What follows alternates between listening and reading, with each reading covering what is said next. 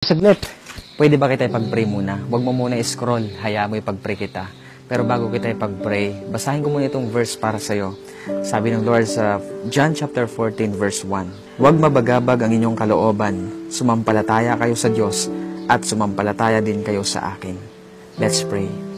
Father God in heaven, in the name of Jesus, by the power of the Holy Spirit, Panginoon, salamat po sa oras na ito. Nakasama ko ang aking kapatid na nasa kabilang screen, Panginoon. Hindi ko po alam, Lord, kung taga saan siya, kung ano po yung kanyang buhay, Panginoon, ano po nangyayari sa buhay niya. Kung ano man yung mga mabagabag sa kanyang puso ngayon, Panginoon, hindi ko po alam yun, Lord God. Ikaw po ang siyang tanging nakakaalam kung ano yung mga bagay na nagbibigay ng kaguluhan sa kanyang puso, sa kanyang damdamin, sa kanyang kaisipan, Panginoon, na nagpapabigat at nagpapabigat sa kanya, Panginoon. Lord, alam niyo po yung mga nararamdaman niya. Alam mo, Lord, yung mga kabigatan niya. Alam mo, Panginoon, yung mga dinadala niya, Panginoon, sa kanyang buhay na hindi niya alam, Lord, kung papaano pa, Lord God, masusolusyonan yan.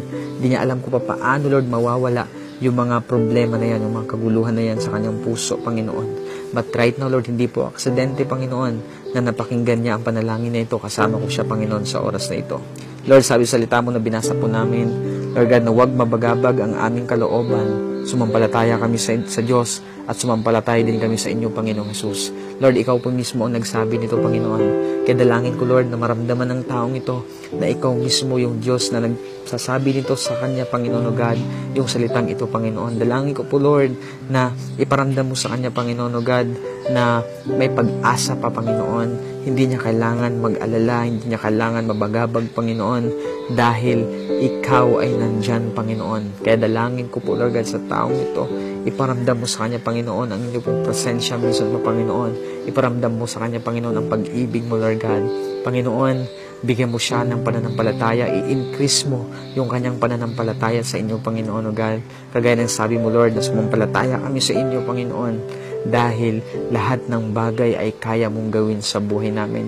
Kahit gaano kahirap, Lord, yung pinagdadaanan niya ngayon, kahit gaano kabigat ng nararamdaman niya ngayon, Panginoon, kayang-kaya mo po pagaanin lahat ng yan, Panginoon, kung siya po ay magtitiwala at mananampalataya sa inyo. Kaya naman, Lord, tulungan po ang taong ito na sumampalataya sa inyo, Panginoon, sa kabila ng mga pagsubok na kanya pong pinagdadaanan. Panginoon, salamat po. Dalangin ko po, Lord, minsan mo pa siyang yakapin sa mga sandaling ito, Panginoon. Iparamdam mo sa kanya, Lord, na niyayakap mo siya, Panginoon, sa oras na ito, Lord God. Salamat po, Panginoon. Hayaan mo, Lord, makilala ka pa ng taong ito sa kanyang buhay, Lord God. Unti-unti kanyang makilala, Panginoon. Maraming salamat po, Diyos. Pinagkakatiwala ko po siya sa inyo. In Jesus' name, Amen and Amen. So, ayun kapatid, no, kagaya ng sabi ng salita ng Panginoon, huwag mabagabag ang inyong kalooban. Sumampalataya kayo sa Diyos. Sumampalataya din kayo sa akin.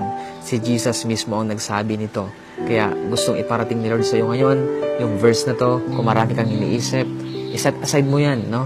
Isantabi mo at ipagkatiwala mo sa Panginoon. At sumampalataya ka lang sa Lord. Dahil si Lord, kapag nakita niya na may pananampalataya tayo, makikita natin yung pagkilos ng kamay ng Panginoon sa ating buhay. So ayun lang, I hope na-encourage ka sa video na to. Kung gusto pa makilala si Lord, basahin mo yung Bible mo. And also pwede nyo i-follow yung page natin ito dahil nag-upload ako dito ng prayers, encouragements, at iba pang videos katulad nito.